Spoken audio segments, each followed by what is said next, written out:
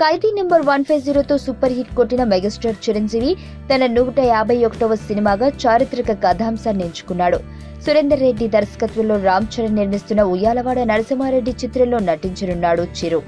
ఇప్పటికే ఈ సినిమా కోసం 6 రచయితలతో కలిసి స్క్రిప్ట్ రెడీ చేస్తున్నాడు దర్శకుడు. మెగాస్టార్ పుట్టినరోజున సినిమా షూటింగ్ ప్రారంభించనున్నారు. అయితే ఉయ్యాలవాడ సినిమా ఎలా ఉండబోతుందో దర్శకుడు సుకుమార్ హింట్ ఇచ్చాడు.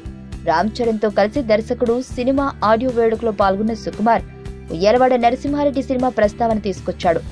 ఒకేసారి ఇండస్ట్రీలో అడుగుపెట్టిన సుకుమార్, సురేందర్ రెడ్డి మంచి స్నేహితులు.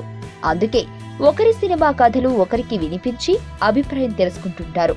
అలా సురేందర్ రెడ్డి చెప్పిన ఉయ్యాలవాడ నరసింహారెడ్డి కథ విన్న సుకుమార్ ఆ సినిమా అద్భుతమంటూ పొగిడేశాడు. సురేందర్ రెడ్డి తొలి సినిమా అతనొక్కడే కథ చెప్పిన సమయంలో కనిపించిన ఎగ్జైట్మెంట్ మళ్లీ ఉయ్యాలవాడ కథ వినిపించిందని చెప్పాడు. ఈ సినిమాలో ప్రతి సీను సూపర్ గా ఉంటుందని గ్యారంటీ హిట్ అని చెప్పాడు సుకుమార్.